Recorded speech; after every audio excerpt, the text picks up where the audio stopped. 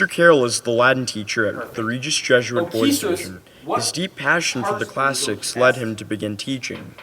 I actually kind of fell into by accident becoming a Latin teacher. When I graduated college, I had a classics degree because I really enjoyed studying archaeology and ancient civilization. And I needed a job, and my old Latin teacher happened to tell me that one of the Latin teachers in the town that he was working in was leaving her position. So I applied for the job, and they gave it to me.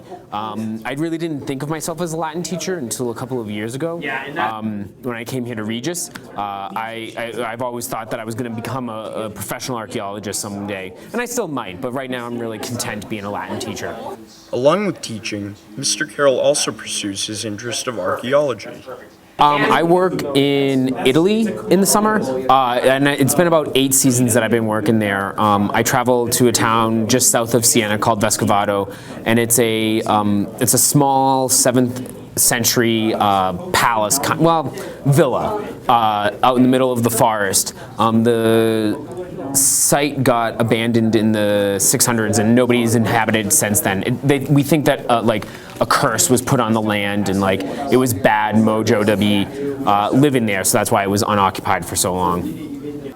Despite Latin being dead for over 700 years, Mr. Carroll says that there are many ways we can still benefit from the language.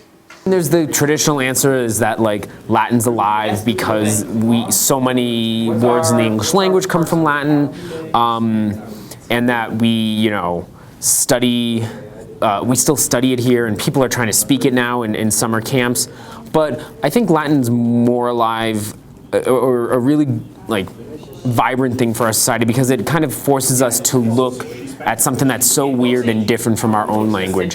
And that's really where it gets, why it's so important to kind of keep studying it, because it kind of forces us to learn about languages and how languages work, and to think about languages in that kind of sense. So I think that's why it stays alive and is still taught, because it kind of gives us that importance. And it also looks back on some amazing literature, and if we didn't have that literature, we would really lose a large part of Western, the canon of Western works, because there's so much influence from the Romans.